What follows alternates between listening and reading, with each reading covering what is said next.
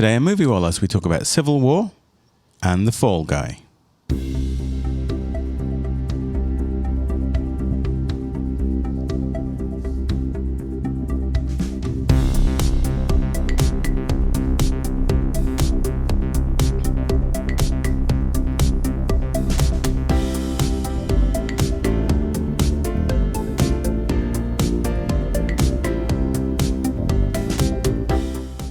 It's time for Moviewallas. Hi, this is Joe. Hi, it's Rashmi. And Yazdi as well. Moviewallas is your weekly dose of film reviews, movie news, and general banter in theatres, on DVD, online streaming, or at the back of an airplane. If you love the movies, this show is for you. Did you screw up that first bit again?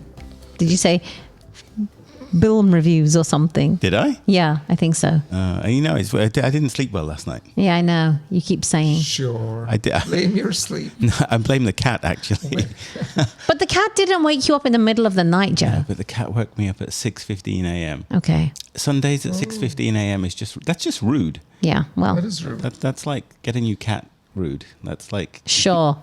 Says the guy who gives in to the cat every time. But wait, what? Wake up like, was it just hungry or it was sick or what? She's hungry. Yeah. Well, I don't even know that she's hungry. It's just she's like, it's morning, it's breakfast time. Oh, if I wake you up, it'll be breakfast time. And so... We can all be upstairs. She's tried 101 different strategies. She used to just kind of do the meowing from across the house. Then she used to kind of jump on the bed. All of which got her kind of yelled and kicked out of the bedroom.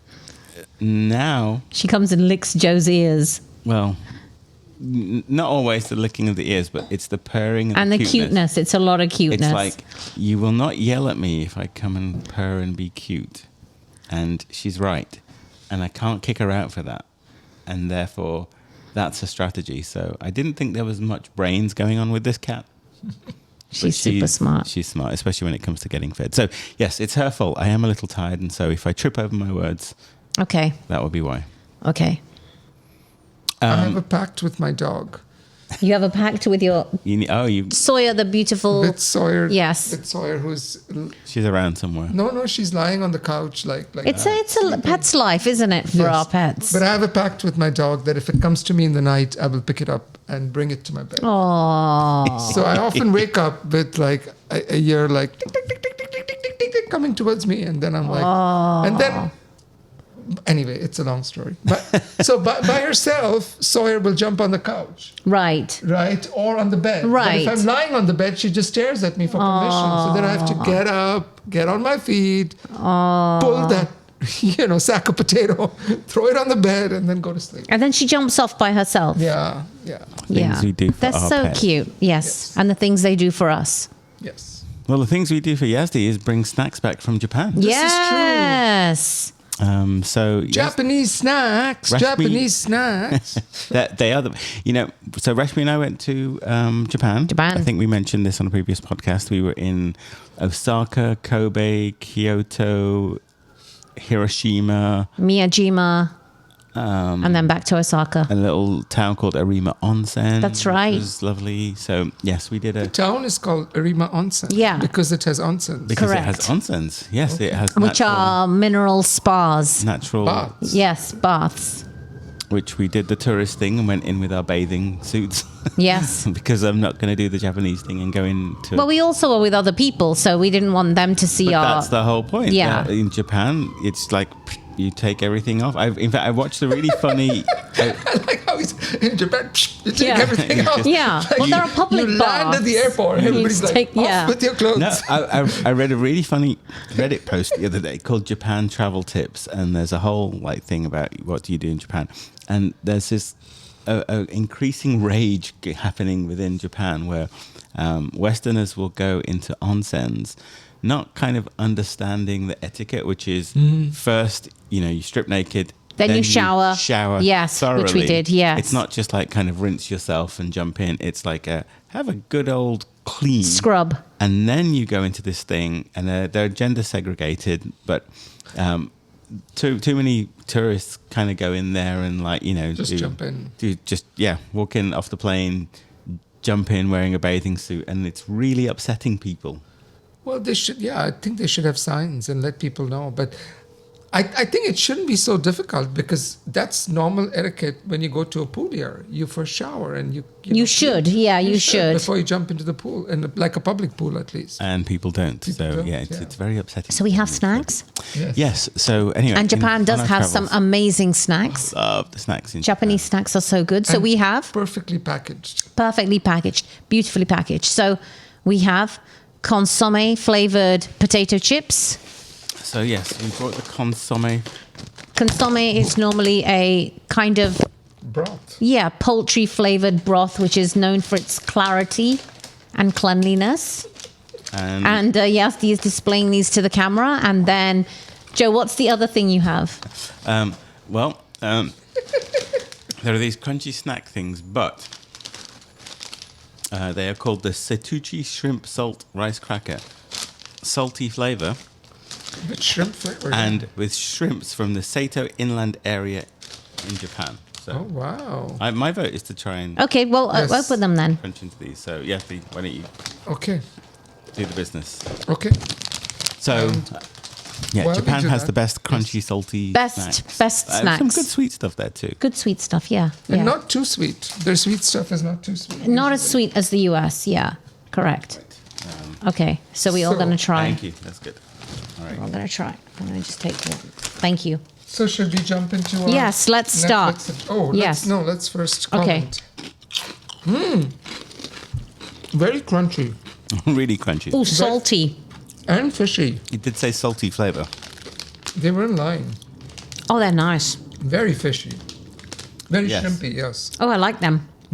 Very umami. I love Very these umami. kind of. Oh, I like them very Moorish. Yeah, we had some soy ones while we were there on the Shinkansen, Yeah. which is the bullet train, and they had like these lovely soy glazed ones with bits of nori stuck to them. They were so savory and satisfying. Well, this is why, because powdered whole shrimp from the Sato Inland Sea is kneaded into the dough and baked to a crunchy texture. So there'd be shrimp in these. Yeah. Real shrimp. Very good. not Do you want to try the imitation. consomme? Because I know you're excited about that one, Yasti. Well, okay. All right. Okay. One more, because snacking doesn't make for good podcasting. Well, it does for the podcasters. Yes, it does. Might wake Joe up. And now the consomme flavored chips. Yes. I guess while we do that, I will introduce our next segment, which is I can't find anything to watch on video on demand. Yasti, do you need a utensil? I to- needed a device. Yeah, but carry on. Carry on. And this is where we help you navigate the world of streaming media with a million and one choices that are available to you. We always say that we can find ourselves sitting down to watch something only to find that we can't decide what to watch and then watch nothing at all. So we're going to help you out of that mess Yeah. with So a couple of I can picks. go. So Rashmi, why don't you start? So I'm going to recommend. Now, I kept hearing about this. I had about 4 people come to me and say, "Have you seen One Day?" Which was a movie starring Anne Hathaway, and it's based on a book. But it has. read the book. You have read the book. Did you sob? Okay. Anyway, it has been made into a dramatization comedy, black comedy, dark comedy show on Netflix. It's got, I think, 14 episodes, and it's classed as a British romantic drama limited series based on the 2009 novel by David Nichols, as well as the 2011 film adaptation. And basically, it's very cute. It's a great concept. It basically follows a couple who meet one night on the last day of university at the University of Edinburgh, which we all visited last year. And it follows them on the same day every year. It follows their lives as they mark this one day. And sometimes they're together and sometimes they're not. But it's just wonderful, and it stars the very, very talented Ambika Mod, who stars as Emma Morley, and then it has what's the name of the main guy is Leo Woodall, who plays a guy called Dexter Mayhew, and it's just lovely. They're kind of 30 to 40 minute episodes, very digestible. I binge watched it in probably 3 days. It was that good. So One Day is my recommendation. Yeah, I love the concept of following these two characters on the same day every year. Yeah. What's happening to their lives. Yeah, how they change. And it's that very dramatic period in your life from leaving college to kind of becoming, late 20s, early 30s. It's such a tumultuous, exciting, life-changing number of years, I think. It's those years where you start out with the potential to be anything, and then by the end of those years, you kind of become who you were going to be. Right. So it's kind of your maturation years. Always fascinating. Yeah.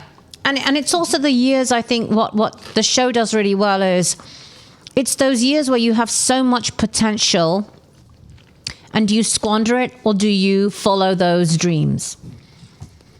And I also I haven't seen this. So you've read the book and seen the film, Yazdi? Correct. Okay. The Anne Hathaway film is pretty good. Yeah, I remember you saying that. But what I really liked about this miniseries or whatever is that the lead character, the female lead character, is not written as being of Indian descent in the book. And certainly Anne Hathaway played her. And so I really like that they have kind of, they've been Race agnostic. Yeah. And just, have this character be of Indian descent, which is wonderful. Yeah. And they don't make much of it. I mean, I didn't watch the whole thing with Rashmi, but Yeah. I mean, it was You watched the first two and then you kind of bailed. Well, yeah, there are reasons for the bailing, work related. I had just a very intense few days. I'm grumbling about work a lot on my podcast, but I did have quite a lot of days where I just had to work in the evening. I was like, Rashmi, I'm going to hold you up. It's going to take you 2 months to watch this season, and you were really into it. So I didn't bail because I thought it was poor quality. I actually thought it was very, very worthy of a watch. Yeah. And I'll just say one more thing.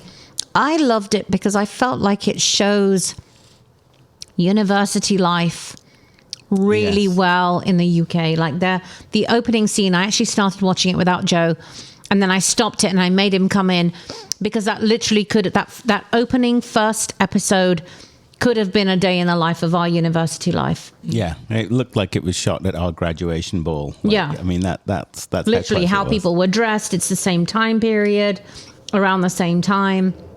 Yeah, watch this. It's very good. It will make you laugh. It will make you cry. It will make you angry. And most of all, it will make you appreciate, if you are older like us, that time has now gone. And we'll never have to do that again.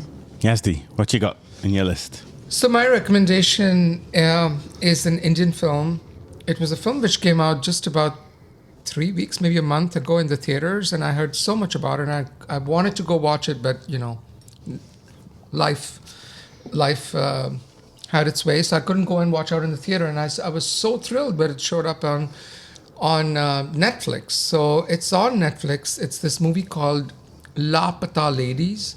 Oh, I just saw that today. Which means missing women or missing ladies or missing girls. And genre?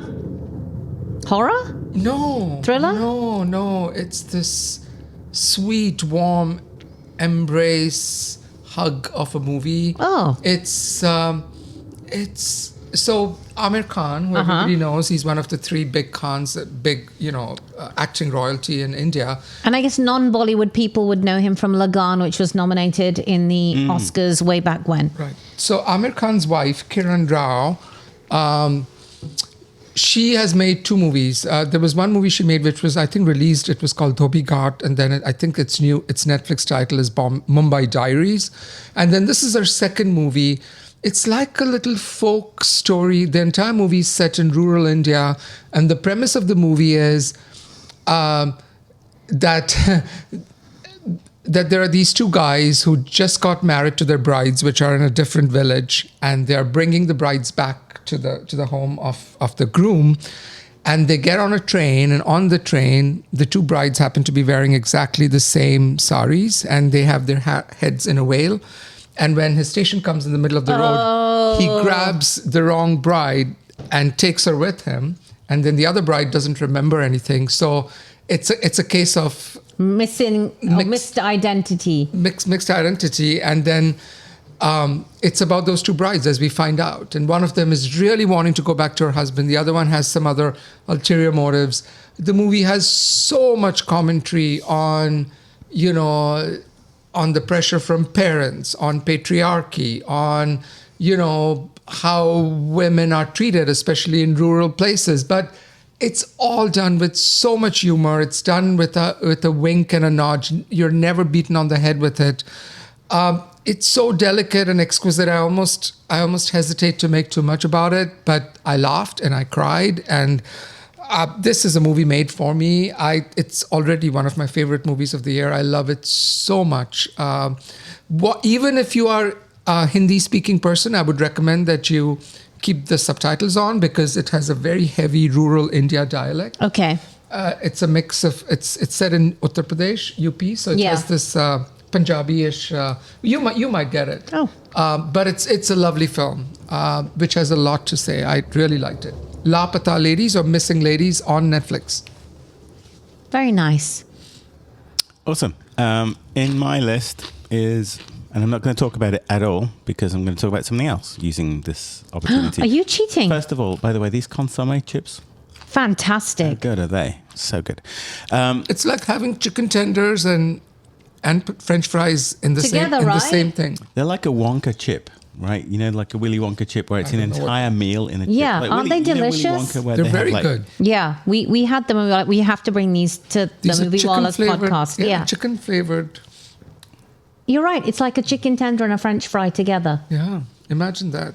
So good. Oh, Soya heard. Soya heard chicken and she's coming. Her tail is wagging. So the thing that I'm going to pick that you can watch, and I'm not going to talk about, is the movie The Equalizer with Denzel Washington. Which one? The first one. Okay. It was not that well received when it came out. Yes, I did not receive it well. Yeah, Yazdi didn't receive it well, but I like number 3. But 2 and 3, and I think there's going to be a 4, settle into expectations, right? First of all, it's not high art. It's just a very fun Friday night movie about a Secret Service guy who has retired and helps people with their problems. So that's all I'm going to say about that. What I did want to talk about is upcoming on Apple TV is a series called Dark Matter. Oh, yeah, okay. And I only found out about this yesterday, I think, Rashmi. So Is it already out? comes from the mind of Blake Crouch. And I don't read as much fiction as I would like to. I always struggle to find kind of good, compelling fiction. Blake Crouch is a sci-fi author. He takes on kind of themes like, physics, relativity, AI, molecular Is it biology. like kind of like the Martian type of stuff? Not at all. Okay. It's just it's all a bit more kind of theoretical physics, quantum. Again, I'm not a physicist, but it's all kind of high concept kind of sci-fi. These novels are not high art, but they are absolute page turners. So if you're looking for a very light read, something that's kind of fast paced, I've torn through now 3 or 4 of his books. And I had no idea Dark Matter was being adapted. Nonetheless, it's coming to Apple TV on May 8th as a series starring Joel Edgerton, who I'm a big fan of. And I'm kind of excited. So it should be out not long after this podcast is out.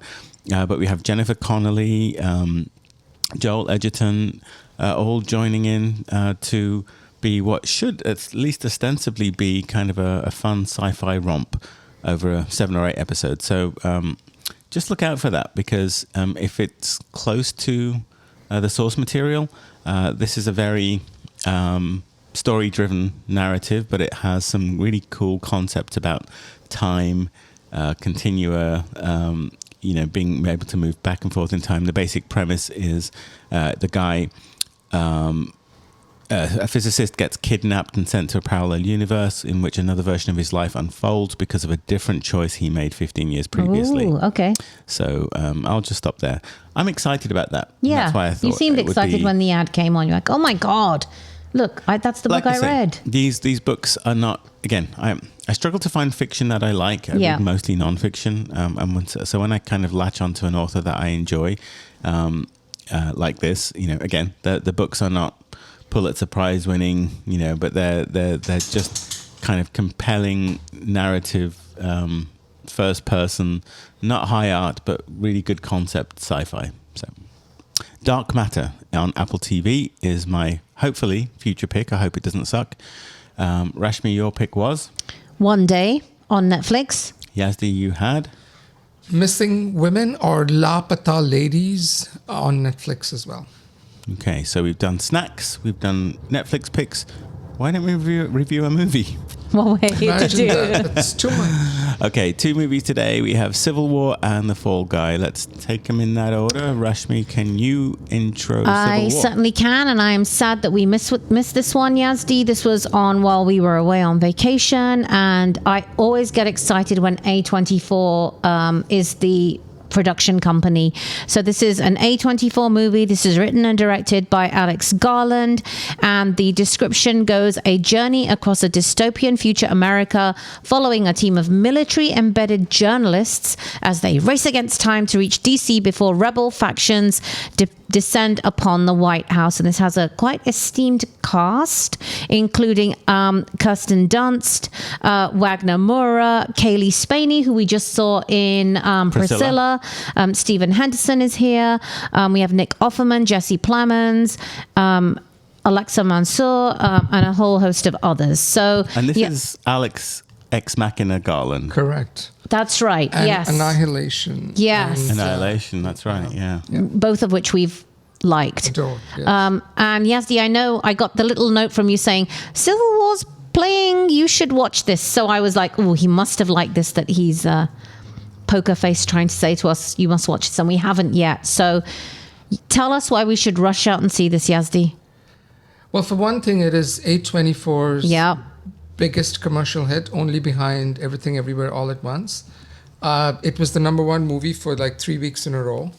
And I think for good reason. I have a major issue with the movie, but outside of that, it's spectacular. I'm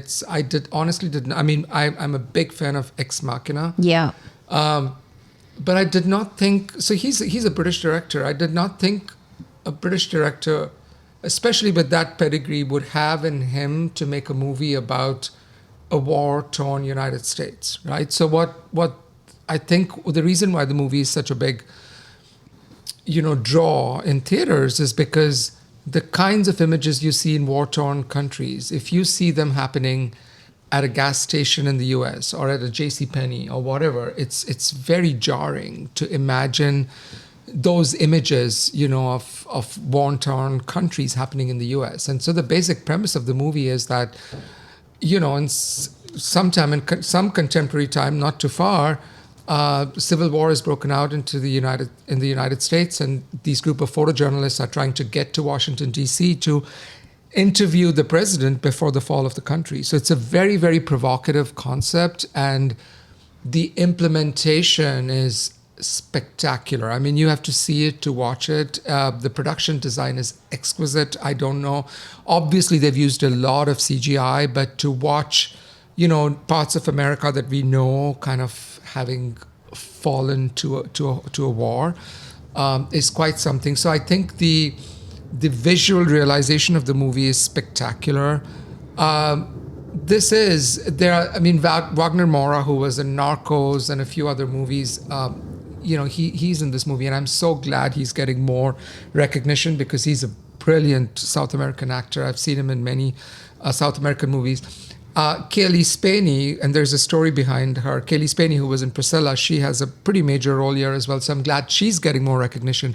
But make no mistake, this is Kirsten Dunst's movie. And oh, really? I'm glad. The whole movie is around her, with her. And she is just excellent. I'm it's too early, it's April, but, her name should be called out for, best female actor. So I think everybody should go watch it. It's it's quite remarkable. I think you cannot come out of this movie without having 100 things to talk about. So Yazdi, I guess the question I have is, and we've seen a lot of dystopian, alien invasion, other nation invasion type movies where, you're racing against time. And the one that stands out to me the most in the last few years has been The Last of Us, which did that dystopia so well. How does this compare to, like, is it totally action? There's a fine line with these dystopia type movies where it can turn just into like an action movie as opposed to examining the root cause of like a civil war, and given where we are currently in the country and probably all over the world. How does this compare in that area? Like, do you think it's got a strong enough narrative, or is it all about the visual? It's got a very strong narrative, because the whole point of the movie is, these two very, very seasoned photojournalists have decided that the country is literally falling apart. Probably the entire United States is going to just collapse in a few days. And they decide that against all odds, they want to drive towards Washington, D.C. from New York. And the whole movie is a whole bunch of set pieces, one after the other, on their way before they get there. Right. So I think it has a very strong narrative drive. It has, it has a lot to say about how people would behave, and it has a lot to say about, how it would become like, Lord of the Flies. Once things collapse, everybody becomes, an animal. And then, I think the last half hour of the movie is once they do get into Washington, D.C. Nick Offerman, by the way, plays the president. He's a great actor. He's a very good actor. I think it has a very good narrative drive. I mean, the movie starts with a protest which gets out of hand. And, Kirsten Dunst is there, and this very young, journalist who is not really part of any news group. She happens to be there, and Kirsten Dunst saves her. That, from the very first scene, it's so...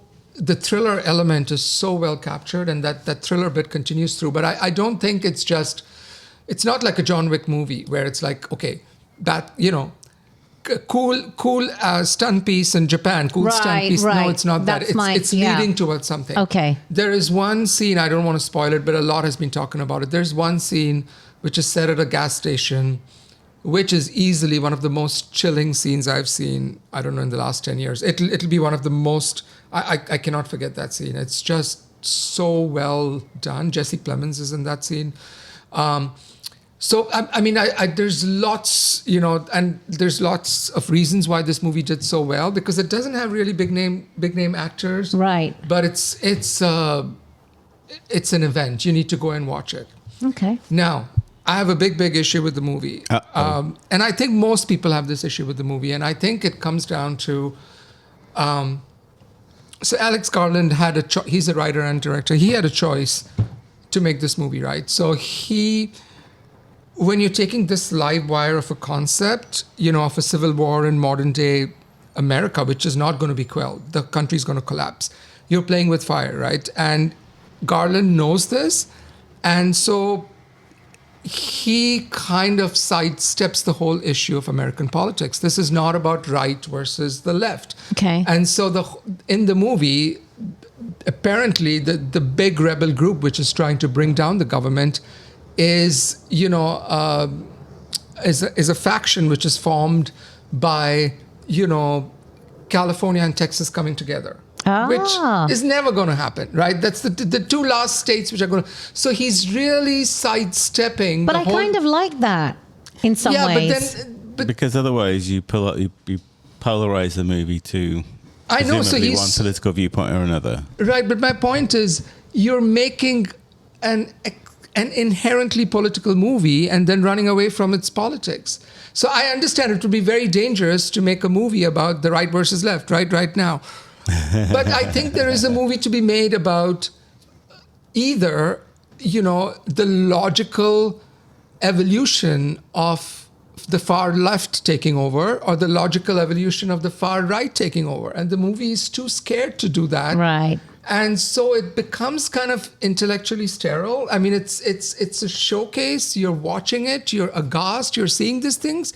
But they don't resonate because this faction is fictional. Like, who are these people? Why would California and Texas be together? Right? Which is why I guess alien movies work, because an alien is an external force that comes down and does something that we have to react to and bring us together. So, sure, I can, yeah.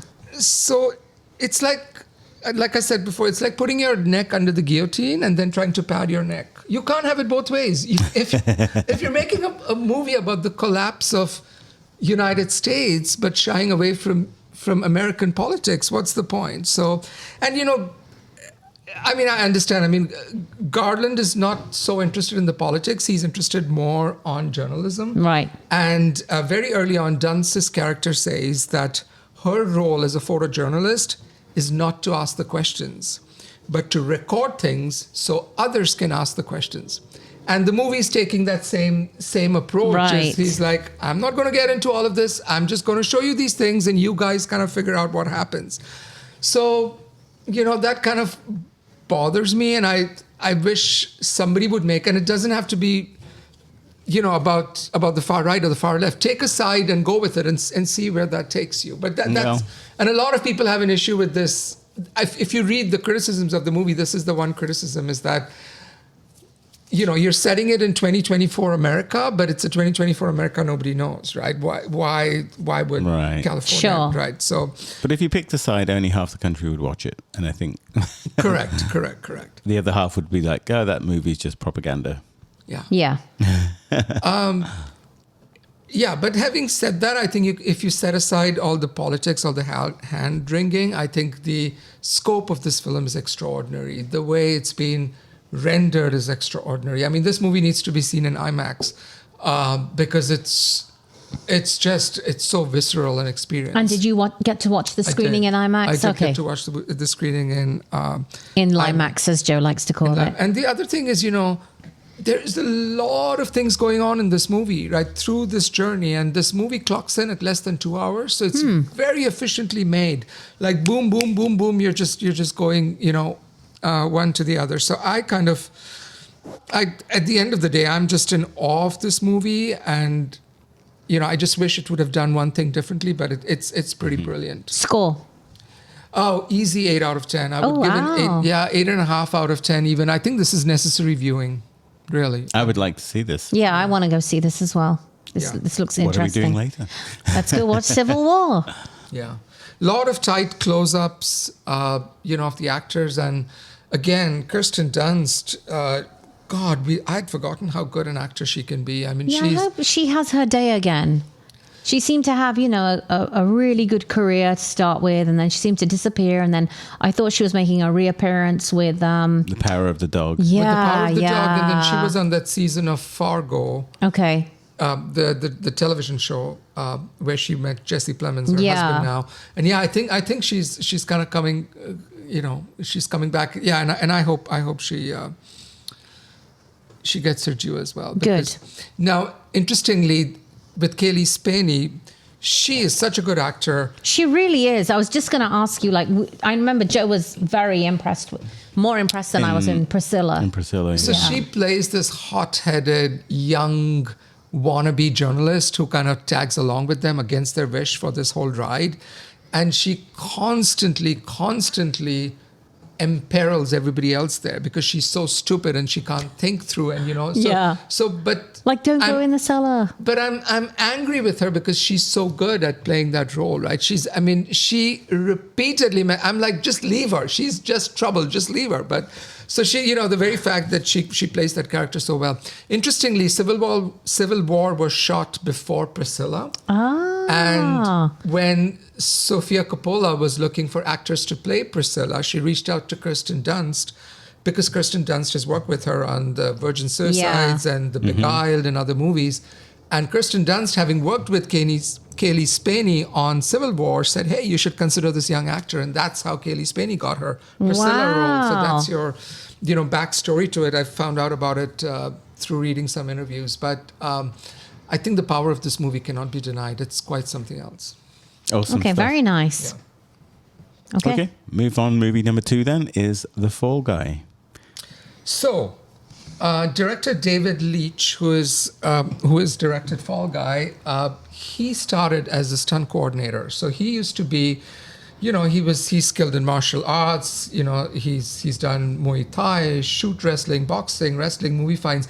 He has been a double for Brad Pitt in 5 of his movies. He's been for Matt Damon in many movies. So he's a very, very accomplished stuntman, and so he first co-directed the original John Wick movie with Chad Stahelski. That was his first Right. foray into directing. And since then, he's gone on to direct Atomic Blonde with Charlize Theron, and he also directed that movie. He also directed Bullet Train, which we saw just a year or two ago. And Joe and I couldn't stop thinking about that when we were on the bullet train in Japan.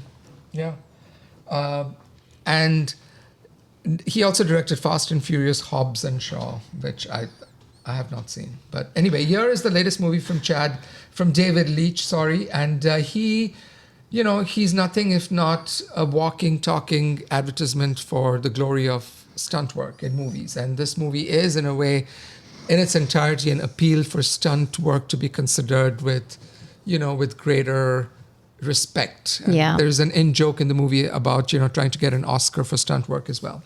So the movie is directed by David Leitch. It's based on a script by Drew Pearce and Glenn A. Larson. And the one-line summary of the movie is, a down-and-out stuntman must find the missing star of his ex-girlfriend's blockbuster film.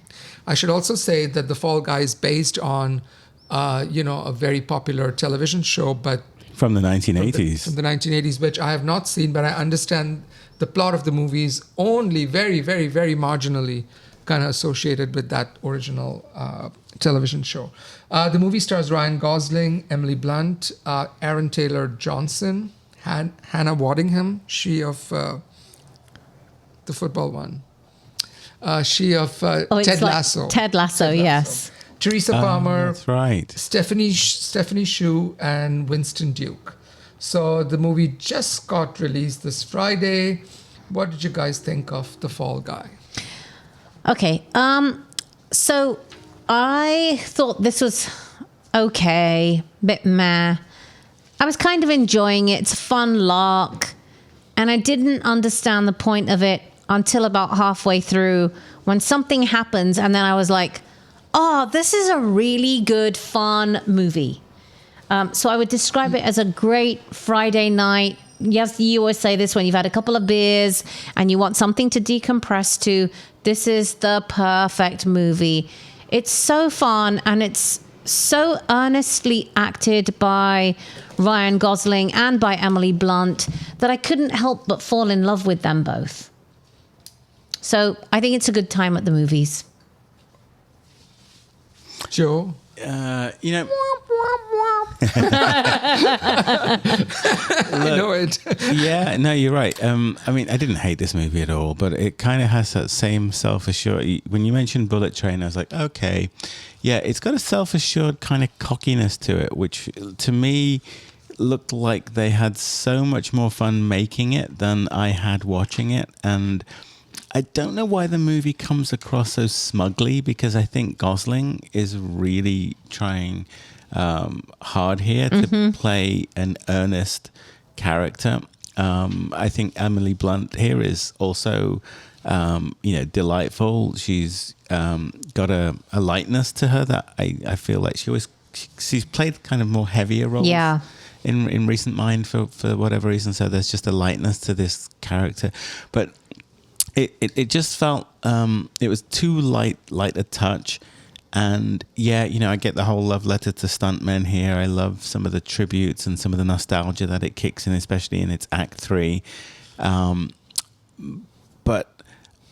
it's a light recommendation from me rather than something I should tell anyone to kind of rush out and watch. Yes, it's fun. And once, like you said, Rashmi, there's a pivot point at which the movie decides what it's going to be. Yeah. Because honestly, Act 1 felt pointless to me. I struggled to kind of pay attention, and then I was like, oh, okay, know where this is going. But up until that point, I was kind of just... I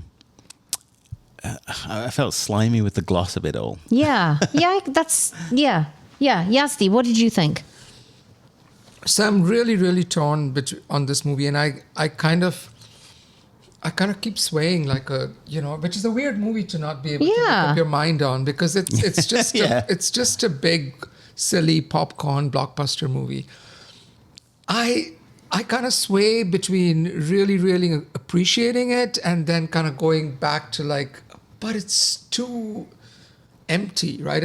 I wanted it to have a little bit more heft. But, and I'll tell you why. I think, so I adore Atomic Blonde. I adore Bullet Train. I love both of those movies. And I think this movie is not nearly as smart or as clever as both of those movies. It right? almost telegraphs what's going to happen. Correct. Yeah. Now, having said that, I love to watch Aaron Taylor Johnson be like a stupid, crazy character. He was a stupid, crazy character again in Bullet Train. He's a stupid, crazy character here. I love how giddy it is, and I love how committed it is to the stunt work. The stunt work is truly incredible. Yeah. It also has a very weird tone. Like you, Rashmi, I was like, this movie is not registering. Like I feel like I'm watching a movie instead of being in the movie. And through the first half an hour, I'm like, this tone is weird. What's going on? Yeah. By the way, great opening shot of the movie. I think it's a single unbroken take of about several minutes. You don't even realize it until, the first opening scene leads up to, a major event.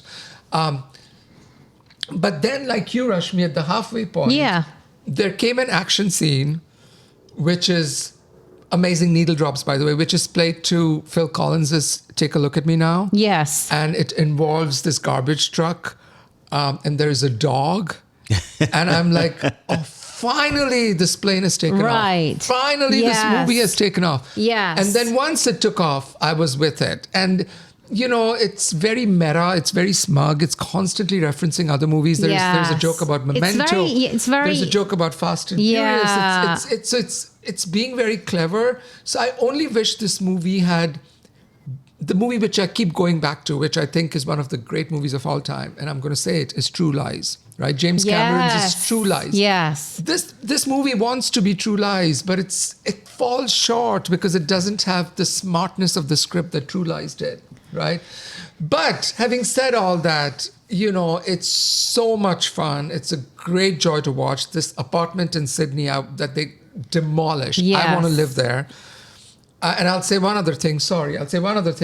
My hot take is, please don't everybody come at me, and don't you and Rashmi come at me either. Oh my God. Here we go. Yeah. My hot take is Emily Blunt is miscast in this movie. I don't disagree with you. She's really miscast. I'm like, I love Emily Blunt. I really do. But somehow she's not right for this role. And I can't put my finger on it. I'm like, no, some other actor would have been so much better. Because it's asking her, I think, Joe, you were going to maybe say something as well.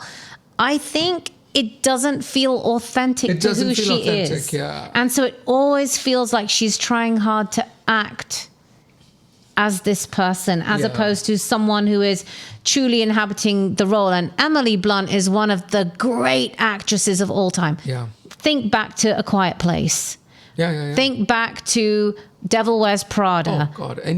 Any of the Young Mary Victoria. Poppins, even which I didn't love, but Edge of Tomorrow. Any of those. It felt really inauthentic. I absolutely agree with you, Yazdi. There's something about her. There's something kind of missing. So you put your finger on. I mean, I kind of enjoyed the frothiness of the performance because the character just seemed so. There's what's the word I'm looking for? No, there's no depth to her. There's like she's very superficial, and not superficial in kind of a nasty way, but just superficial in that there's not a lot of additional like. Here's what I'll say. I mean, I'm not a movie producer, I'm not an actor, but it felt like this character had no meaningful backstory. Oh, yeah. She was there to deliver a number of lines. It's horribly underwritten. That whole character, she's the female lead, but it's very underwritten. Yeah, that's exactly exactly the description I was looking for. It's very, very light on character details, and so I think she didn't really know how to play it, other than this kind of almost. Pantomime children's TV version of herself. Right. Yeah. So I think that's she's what it is. She's almost playing like a fancy dress, it felt like a mask that she was wearing, as opposed to really inhabiting the character. And as opposed to Ryan Gosling, who I believed 100% from the first scene, and he's like a charm machine. I mean, if anybody doubts his charisma and his star power, I mean, he's like growing and growing after Barbie, which, he got a lot of accolades. I know we may not be big fans. Yes. he is like just amazing in here. He has Yes. that lightness of touch which he so effortlessly carries through the whole movie. Yeah, and it's actually Agree. difficult. What he had to do here was difficult because there's a lot of unlikable elements to this character. Yeah. Especially his ego is really. So this character could rub you the wrong way, other than Gosling's performance, which brings back the charm. Very well done. Yeah, there's just a very Fisher-Price nature to some of the stunts here as well. It feels, and this is the thing, for a movie that is so filled with stunts. I mean, And some really clever ones some as well. very clever ones. And I know it's done to kind of showcase the stunt men and women who did a lot of this work. For some reason, the way that this movie was shot led me away from the believability of it. I didn't see a lot of the danger. Like, you watch a Mission Impossible 4, right? Or Mission Impossible anything. And there is like a level of skill and execution to those stunts because of the gritty realism. Here, because of the dog in the scene, in that one that you talk about. And it's played for laughs. Because it's played for laughs and comedy.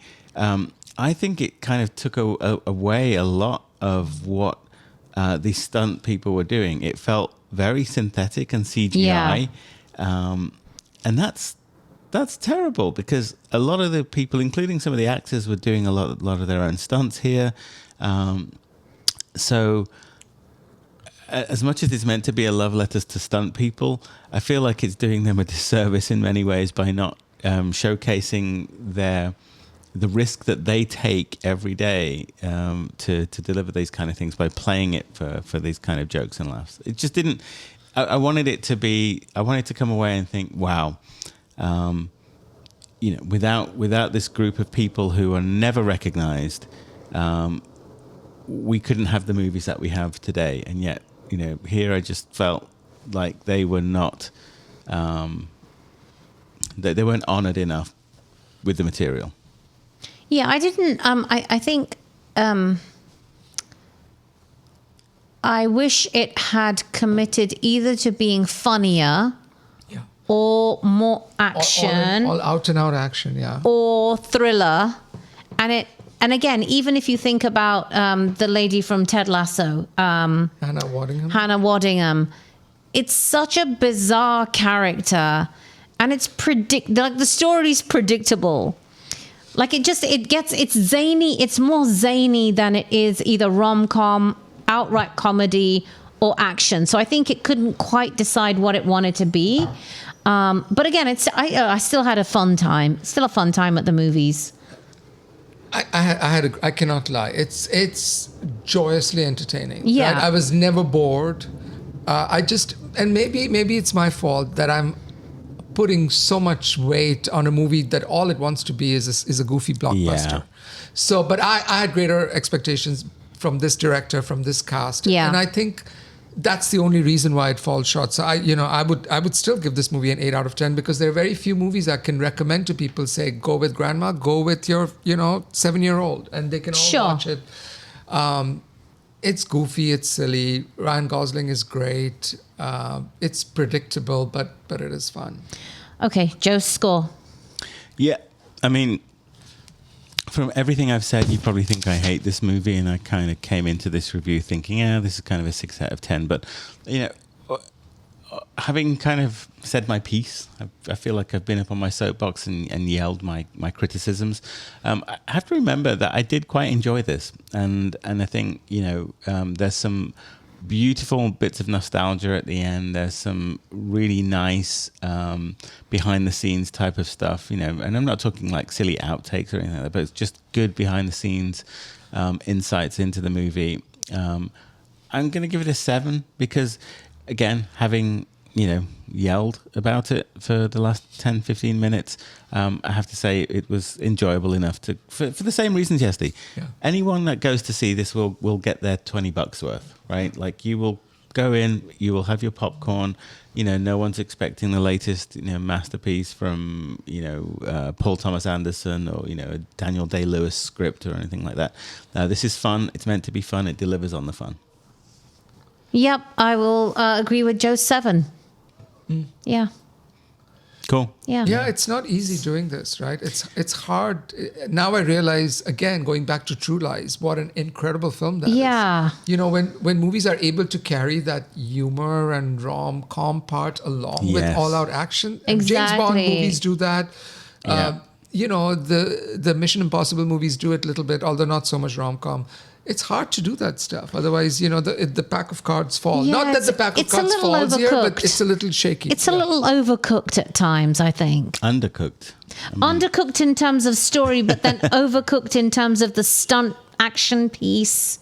Yeah. Because Yeah. it is a love letter to the stunt community, but then, I guess I'm bashing it because I wanted it to be better. Yeah. And not because it's bad, but because I feel like there's a gem of a movie in here somewhere, just, hasn't coalesced, like you said. yeah. All right. All right. Oh, goodness me. It's past our curfew. So let's bring us the podcast to an end. Thank you once again for listening, tuning in, watching. We do put these podcasts out on YouTube at the moment, so we're waving to the camera. Please check us out, moviewallas.com. No, youtube.com/moviewallas. I think that will take you straight to our channel. You can see Is it public all of our yet, Joe, or you're still hiding it from the world? No. They're published listings. Just I'm not doing much in the way of marketing. Hint, hint. Rashmi, our director of marketing. Yes. But no, I mean they're. I'm just popping them up there for now. I think there's a lot of things that we can do to try and drive traffic to that. But we do ask you, our listeners, just go check out our YouTube channel.